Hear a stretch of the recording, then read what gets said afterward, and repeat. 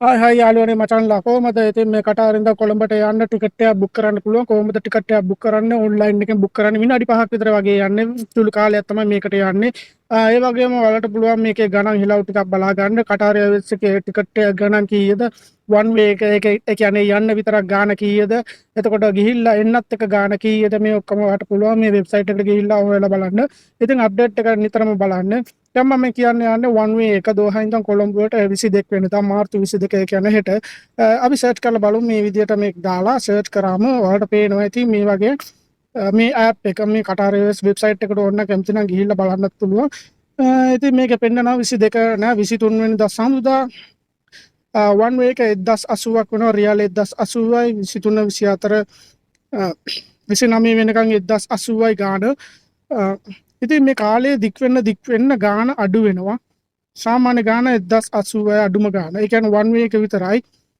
ඉතින් මේක වන් වේ එක අපි මාර්තු 22 ක්ලික් කරලා බැලුවොත් යන්නේ 1080යි. ෆ්ලයිට් දෙකක් තියෙනවා. එකක් උදේ 8:00ට යන එකක්. අනිත් එක උදේ 10ට යන එකක්. ඒ කියන්නේ ෆ්ලයිට් දෙකයි තියෙන්නේ. සාමාන්‍ය වෙන කාලවල ෆ්ලයිට් 6ක් විතර වගේ රන් වෙනවා. ඉතින් මේ යුදමය වාතාවරණයත් එක්ක ෆ්ලයිට් දෙකක් හෝ තුනක් තමයි දවසකට ගමන් කරන්නේ. ඒ කියන්නේ ඒ වාතාවරණය සමහර වෙලාවට මේ 8:00 9:00 වගේ වෙන්නත් පුළුවන්. වෙලාව වෙනස් වෙන්නත් පුළුවන් සිටුේෂන් එක හැටියට.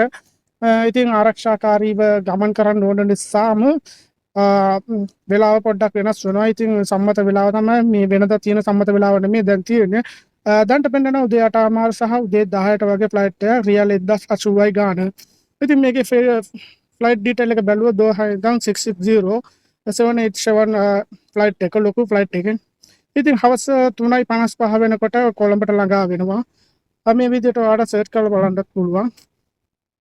ඉතින් 10ට යන එකක් තියෙනවා. උදේ 10ට යන එකක් හවස 5:20 විතර ලංකාවේ වෙලාවෙන් 5:20 විතර වගේ වෙනවා කොළඹට. සාමාන්‍යයෙන් පැය 4ක් හෝ 4:00 විතර වගේ තමයි ගත වෙන්නේ කොළඹ මේ දෝහා ඉඳන් කොළඹට. එහෙමනම් අපි බලමු මේක දැන්ට තියෙන ගාන මේක.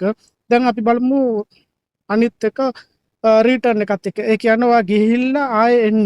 මොකද ඔයා ගිහිල්ලා ආයේ එන ටිකට් එකක් එකපාරට දාගත්තොත් ඒ ඩේට් එක ඔයා රස්සාවක් කරනවා නම් ඔයා ආයේ එන්න එපා මේ කටාර් වලට. ඉතින් ඔයා එනවා නම් ඒ ඩේට් එකක් දාගත්තම ඔයාට කැමති වෙලාවකට පස්සේ එන වෙලාව ඩේට් එක චේන්ජ් කරන්නත් පුළුවන්. කලින්ම එන්න පුළුවන්. ඒක ප්‍රශ්නයක් නෑ. ඒ වගේම එහෙ කොළඹ ඉඳන් කටාර් වලට එනවා නම් ඒ ටයිම් එකත් පස්සේ වෙනස් කරන්න පුළුවන් කාල වෙලාව. දෙපාරක් විතර වගේ වෙනස් කරන්න පුළුවන්. එහෙනම් අපි බලමු රිටර්න් එක කීයද කියලා. වන් වේ එක විතරක් 1080ක් විතර වගේ වුණා. ඉතින් මේ යන එක අපි බලමු.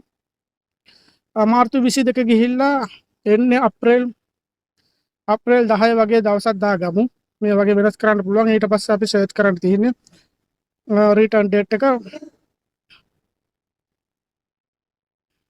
රිටර්න් ඩේට් එක 10.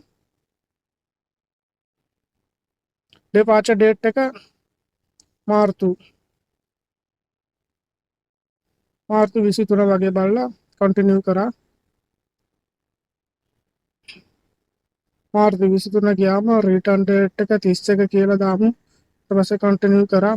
සර්ච් එක දැම්මා.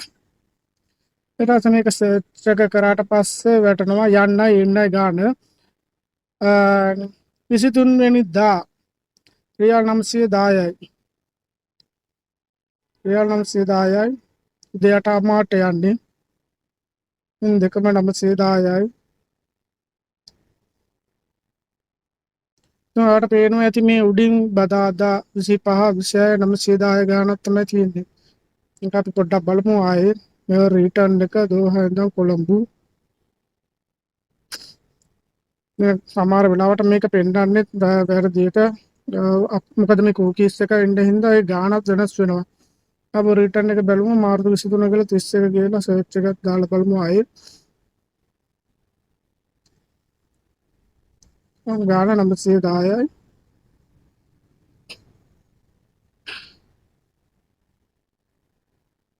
විශාල මේක ඉතින් මේ වගේ ගානක් තමයි පෙන්නන්නේ. මාර්තු 22 දැන්ට ගිහිල්ලා බුක් කරලා ඉවරයි. හෙට 23 සඳුදා 1910යි ගාන. රියල් 1910ක් විතර යනවා වගේ ගාණක් යනවා යන්නයි එන්නයි. ඉතින් ඔයාලට පැහැදිලිව පේනවා ඇති මේක සිකුරාදා සෙනසුරාදා අප්‍රේල් 4 අප්‍රේල් 5 ඔක්කොම 1910 සම්පූර්ණ ගාණ මේ විදිහට තමයි පෙන්නන්නේ.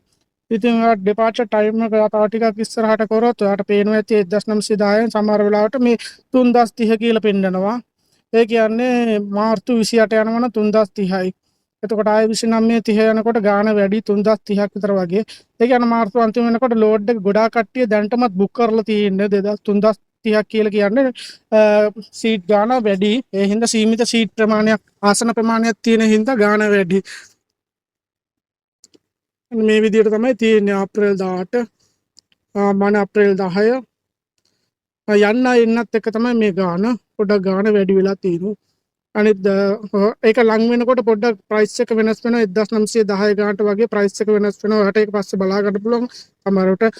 නමුත් දැන් ලබන මාසේ වගේ අප්‍රේල් වගේ යනවා නම් ඔයාලට බලන්න පුළුවන් මේක 1910ට යන්නයි එන්නයි ටිකට් එක. ගිහිල්ලා එන්නත් එක තමයි ටිකට් එක සම්පූර්ණ ගාණ සංගුණු ගාස්තු අමතර ගාස්තු මුකුත් නෑ මේකේ පෙන්නන්නේ. ඉතින් මේ විදිහට තමයි මේ ටිකට් එක ඔයාලට කැමති නම් බුක් කරන්න පුළුවන්. මේ සෙලෙක්ට් කරලා බුක් කරාට පස්සේ මේ විදිහට යනවා. ඉතින් 1300යි. ඔයාගේ ටයිම් එක චේන්ජ් කරගන්නත් පුළුවන් කැමති නම්.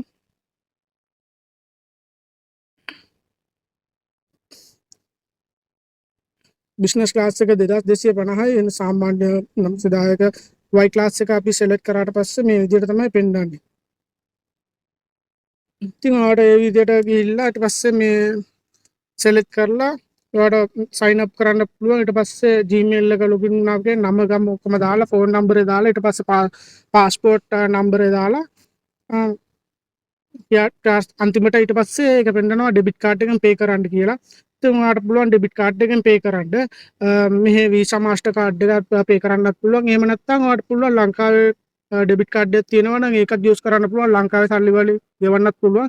අනිවාර්යෙන් ලංකාවේ කාඩ් එක දේශීය shopping කාඩ් වගේ shopping වලට තමයි ඇක්ටිව් කරලා තියෙන හින්දා නමුත් බැංකුවෙන් අහලා බලන්න සමහර විට ගෙවෙන්නේ නැත්නම් මොකක් හරි වැරදි මැසේජ් එකක් පෙන්නනවා නම් ඒක බැංකුවෙන් අහලා බලන්න ඉන්ටර්නැෂනල් පේමන්ට් එක ඇක්ටිව් කරලා දෙන්නේ කියලා ඒ කාඩ් එකට. ඊට පස්සේ ඔයාලට පුළුවන් ඒ ලංකාවේ බැංකු වල තියෙන ඕනම ඩෙබිට් මාස්ටර් කාඩ් වලින් පේ කරන්න පුළුවන් මේක. ඉතින් මේ මම කිව්ව ගාන වන් වේ එකක් 1080යි යන්න එන්නත් එක්ක 1900 1800 ගානක් තමයි පෙන්නුවේ. ඉතින් ඔයාලට පුළුවන් ඒක දැන් සාමාන්‍යයෙන් මාස 3-4කට පස්සේ යනවා නම් ගාණ අඩු වෙනවා.